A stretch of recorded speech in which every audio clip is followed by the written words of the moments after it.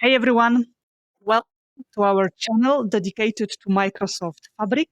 This is a series about data ingestion, data integration, data engineering, and data science within Microsoft Fabric. Today, for the very first time, Arshad is joining us to discuss the topics that he is driving within our product group of Microsoft. Arshad, thanks for joining. Could you please take a moment and introduce yourself? Thank you so much for having me here, Estera. My name is Arshad. I'm a principal product manager at Microsoft as part of Microsoft Fabric team. I focus on the Spark runtime area. So yeah, that's all about me. Let's get started. Awesome. We are going to talk about Spark for DW users. For those people who are maybe not familiar with Apache Spark, but they can code with usage of SQL. SQL is super popular. Almost in all the schools, in our high schools, universities, we are forced or encouraged to learn SQL. So let's start with the first question about can you please introduce Apache Spark for those who are not familiar with it? Yeah, of course. But before that, let's set a bit more context for the talk. So this talk is going to be focused on SQL developer as a persona and how I can leverage my SQL skill, which I have built over a period of time, to do modern and big data analytics with the Spark. Having said that, let's get into more details of what Apache Spark is. Apache Spark is a fast and powerful open source computing framework for large scale big data analytics.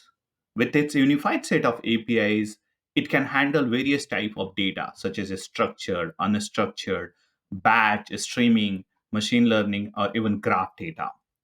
It also supports multiple programming languages to choose from, such as Scala, Java, Python, or even SQL, which we are going to focus in this talk.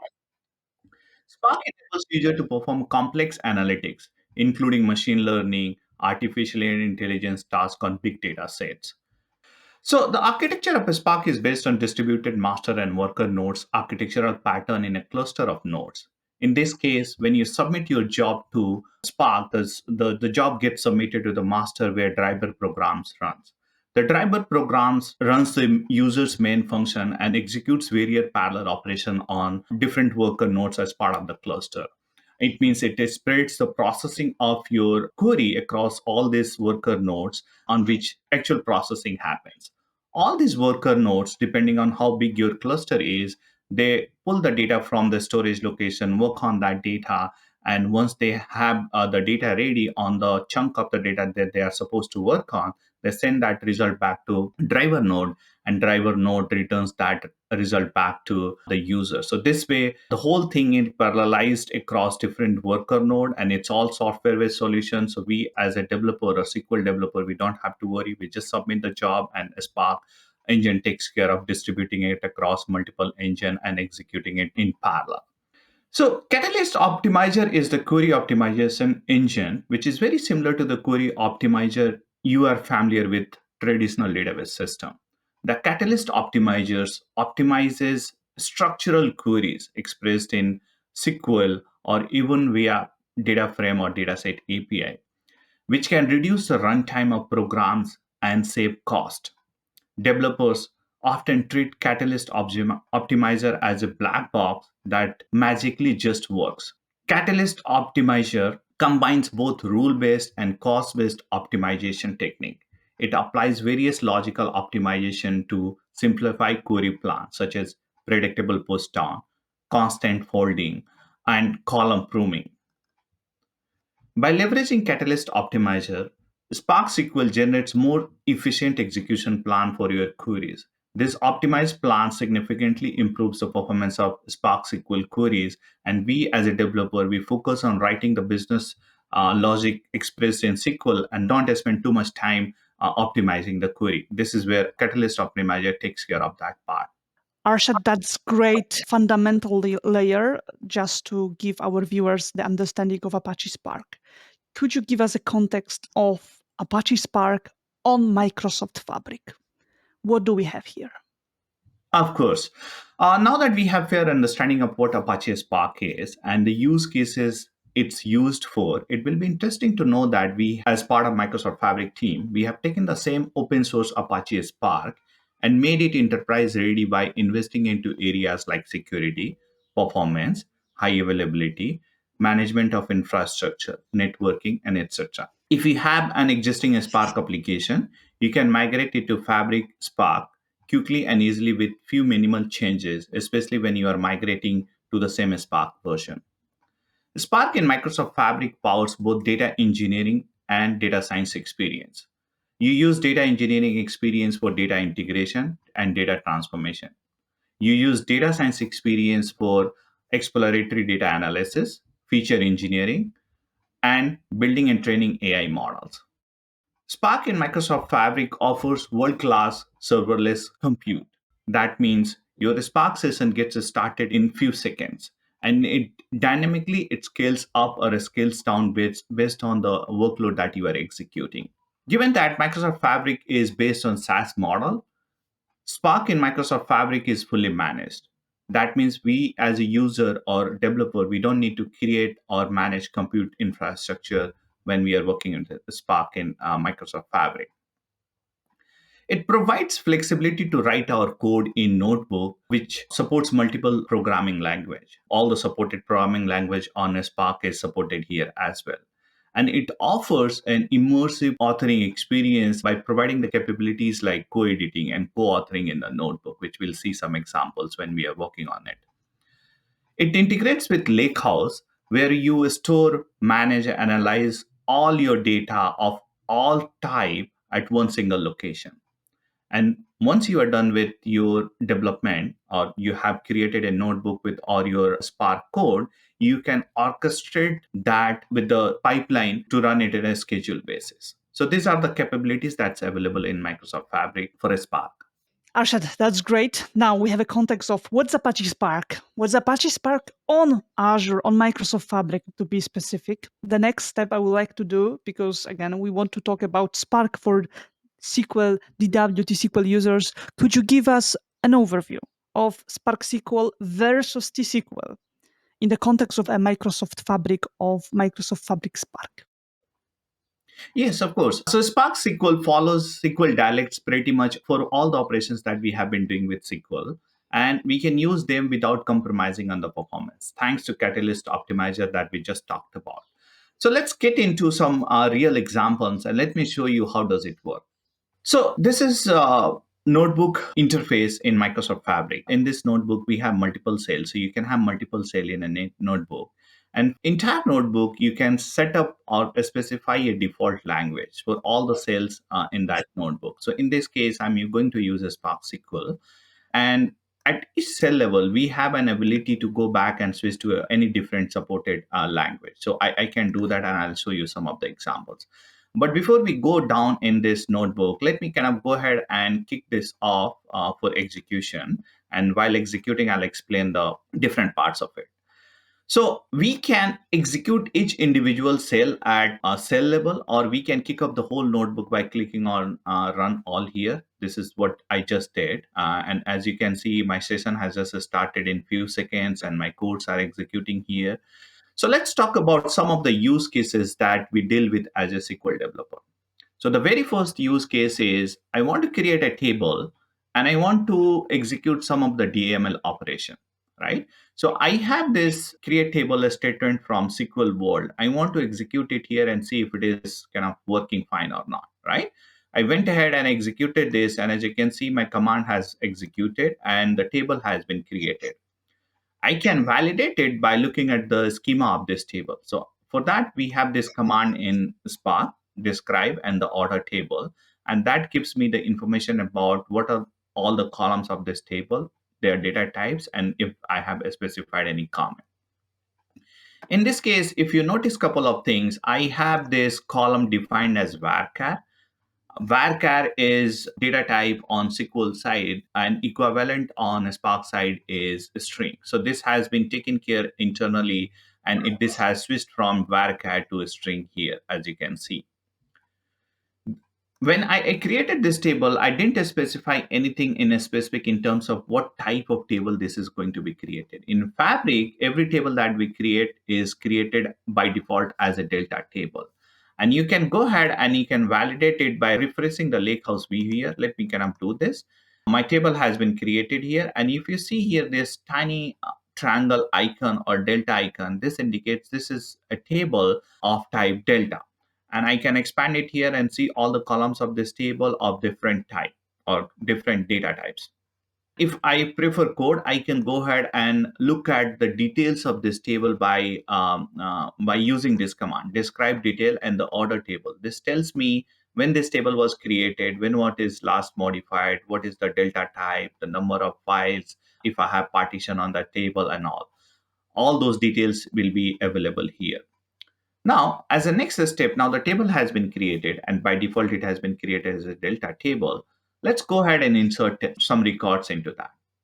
And again, I have the same command which I used on the SQL side. I brought it here and executed, and you see the command is executed successfully.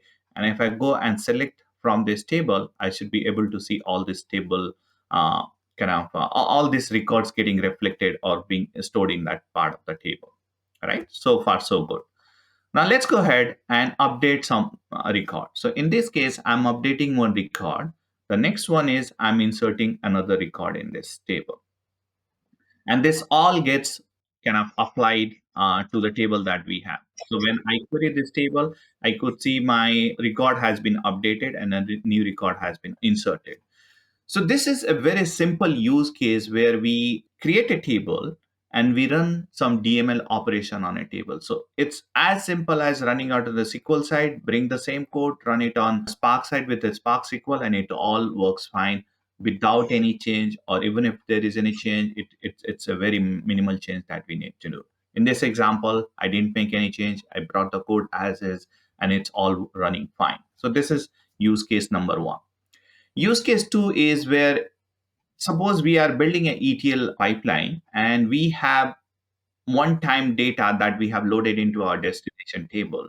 And we want to build this ETL pipeline to incrementally bring the data from source and merge into destination table or merge into my dimensional model that I have created, right? So for that, let's simulate that scenario. Let's say I have this stage table and I have this three records into this stage table. So this one record, which is with cell ID 11, this is a record which has been updated in my source. These are the two records that has been inserted into my source. So this information is coming into my staging table. I can use this staging table as a source and update my target, right? So I'm saying merge into this target table using the staging table that I have and join on this column, update if there is any match in the joining key. And if not, then insert that record. So I have this very simple merge statement fully supported here, which you can take advantage of it.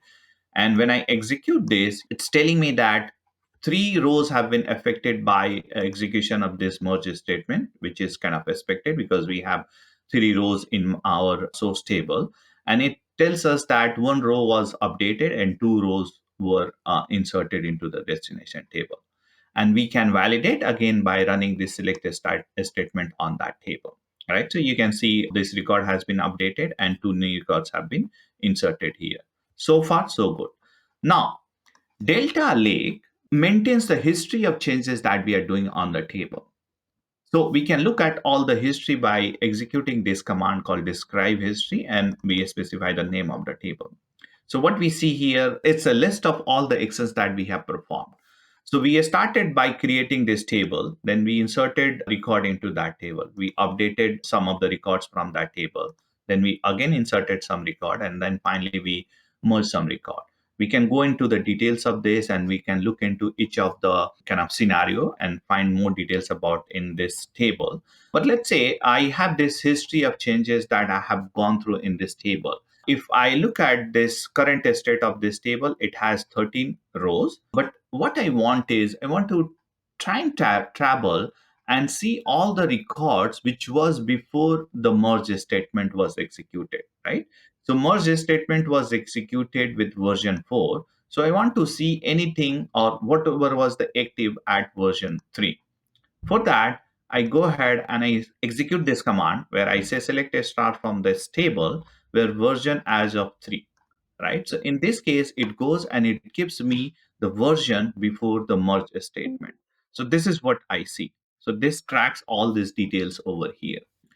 Now, the third use case is what we have seen so far is one table, but oftentimes we need to join this table with other tables in the lake house and run some aggregation or create some aggregation. This is where we can take advantage of all the capabilities that Spark provides with Spark SQL. And this is what you see as an example. So in this case, I have this fact table. I have the dimensional model here with one fact table and multiple dimension table. I'm joining this fact table with the dimension tables. I'm doing some aggregation here by doing group by on those specific column and running this query. And you'll see this all data coming in as if you are running this SQL statement in any SQL database engine. Not only that, say for example, I want to materialize this information into a table so that I don't have to run this query again and again. So I can go ahead and I can run this create table as a select statement, or in short, we say CTAS, where we say create table, a name of the table that we want to create to materialize this information, and then as, and then we specify the select statement. When we run this, a table gets created with all this aggregate in this. So if I come here in my lake house view and refresh this, because the table has been created, I should be able to see this table here. Arshad, you have shown that there is a similarity how the varchar versus string behaves. Can you share any other key differences or key similarities between Spark SQL and T-SQL, as this one fundamental looks encouraging? Yeah, so there are very minor differences. Spark SQL follows SQL dialects, and gradually it's moving towards supporting ANSYS SQL. So all the gaps that you see or the differences that you see gradually will can be taken care. But some of the differences which are kind of minor in my opinion is like when you run this SQL statement to only get few top rows, you say select top 10 star from that table or 10 whatever column from that table. In case of Spark SQL, that top is not there. Instead of that, you say select a star from that table and limit to that specific number of rows that you want to return to.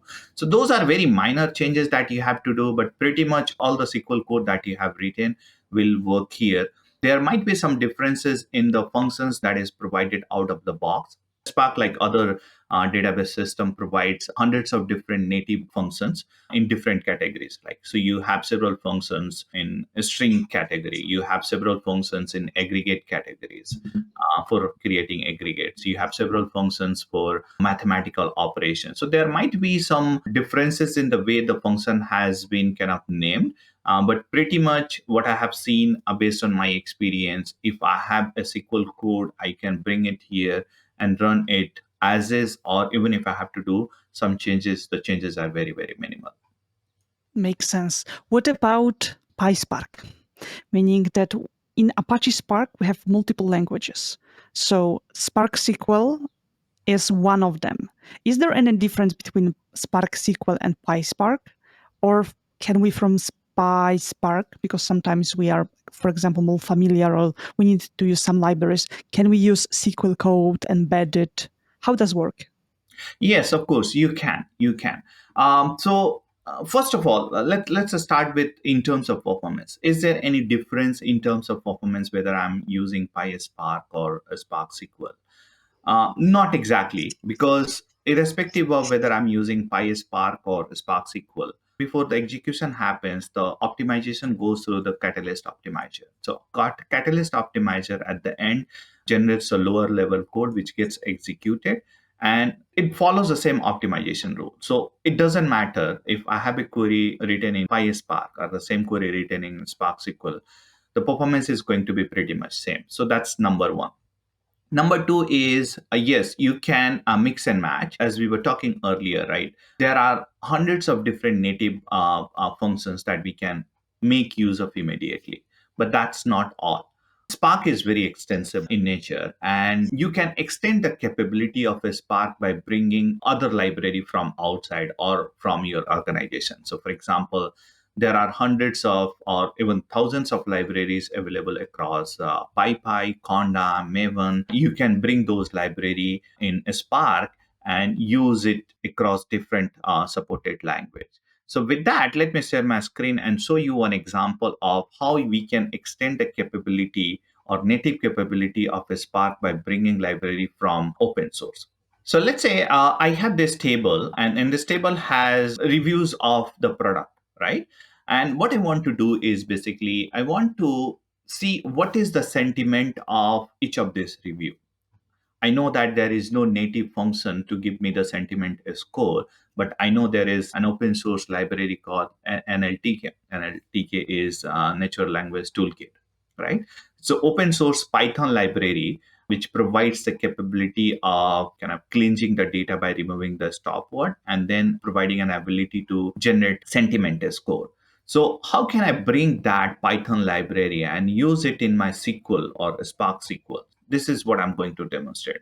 So this is my table where I have kind of a review. And in order to kind of generate this sentiment score, I'm going to import this NLTK library. And this is the sample code that I have got from the NLTK documentation. I put it here, right? So I import it in my session. And then I'm going to create two functions. Function one is to remove all the stop word from the review so that it makes generate the score on the actual comment. This is one function. And our second function is where I'm kind of generating the sentiment score, whether it is positive, negative, or neutral, and combining them all together and returning as one column here. So this is the Python code that you will find as part of the documentation of NLTK. I have brought it here, included it in my notebook, and creating this Python function. But that's not all. I don't need to limit myself to use it in Python only. I can go ahead and register it as user defined function in Spark and use it across all the supported language. So in this case, I'm using a spark.udf. UDF stands for user defined function. And I'm registering it here so that it's available across all the supported language. So once I register this, I can go ahead and I can run my or call this function as if these are native function in a Spark, right? So I'm calling this get sentiment UDF and passing the review column as a parameter and getting the result back. So what we see here is this is my original data. This is one sample of the review. And this clean review is where we see all the stop words have been removed. And the third column, which returns, is based on the sentiment score, right? So what we see here is the sentiment score for whether it's a positive, negative, or neutral, and what's the percentage of each of them. So that is what we see over here. You can go and look at other examples. Say, for example, this is such a big review. You can click on this and see again the stop words have been removed, and you can see the scores coming in. So this is how you take advantage of extending the native capabilities of a Spark by bringing a library from different world. All right. So this is one example when I used it with one of the table that I have, but that's not all. I can run this once I have this function register. I can use it with any table where I have those kind of information. So I have another table with the review. This is a different type of review. I can run the same SQL statement by calling those functions and passing the review, and this will generate the same sentiment score for me. So this is how I can extend the capability. Arshad, great demo of the sentiment analysis. Now I would like to ask you, do I always have to run Spark SQL, or is there a way, meaning that as a dev, can I combine those two, Spark SQL and T-SQL? Yes, that's a very good question. Yes, of course.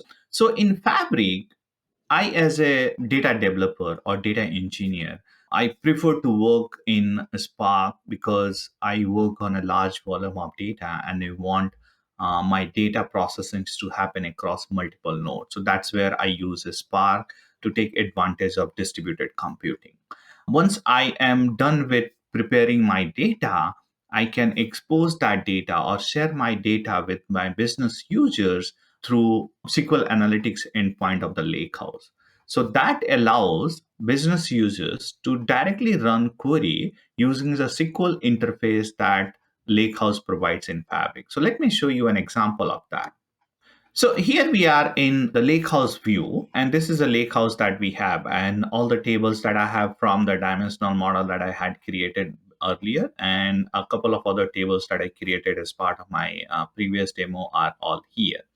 Now, this is all good when I'm running it within a Spark context or running a Spark job on that, but I want to expose it to end users. To do that, we can switch to SQL Analytics endpoint. That's one way. I'll show you the another way. If we switch to SQL Analytics endpoint, we come to this interface where we execute the T-SQL queries, and that query is getting executed by SQL engine. So in this case, let's say I want to kind of create a new SQL query file, and I want to query from, say, a fact sales table. So I drag and drop here, and I come here, I say select count star from this table and run this. At this time, the query is getting executed on SQL engine. And you see this, the query has executed. This table has 50 million plus rows, and that's a response that we get here. You can again this provides complete freedom in terms of how you write your SQL statement. You have pretty much all the standard functions and syntax support here for writing T-SQL.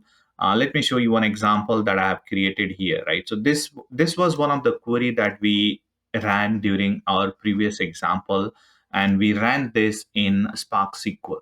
But we can take the same query, bring it here, run it as a business user or as an end user, and this gets executed using the SQL engine. So I can come here, execute this, and you'll be able to see the data coming in here.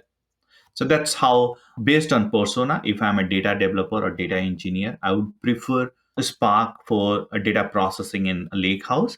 If I want to share it with a business user, or if I'm a business user, I would prefer to have SQL endpoint to connect to and start executing my code. So this is in the interface. There might be some tool that I would be using, for example, say Azure Data Studio or SQL Server Management to Studio or any other tool that I want to connect to query the data. And if I go here in my workspace for the lakehouse that we have here, if I click on this, I'll be able to see connection detail here. So once we switch to Lakehouse view here, you'll be able to see the Lakehouse that I have created. And with this Lakehouse, you'll see there are two other sub items that have been created here. One is the semantic model that has been created by default on all the tables that we have in the Lakehouse. And there is another one called SQL Analytics Endpoint. If we click on this triple dot here, you see that's option for copying the SQL connection string.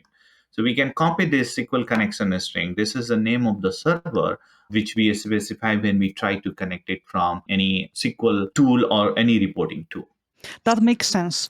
Once I can design, combine Spark SQL, PySpark, or I will use SQL Analytics endpoint to design my ETL, and ETL is completed. What are the way to orchestrate it on a scale?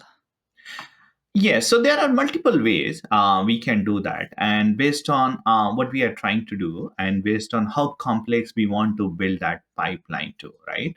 Say, for example, I have just one notebook and I want to execute that notebook on certain frequency. So I can come here for this notebook, click on settings, and then under a schedule, I can go ahead and specify the schedule this notebook should run.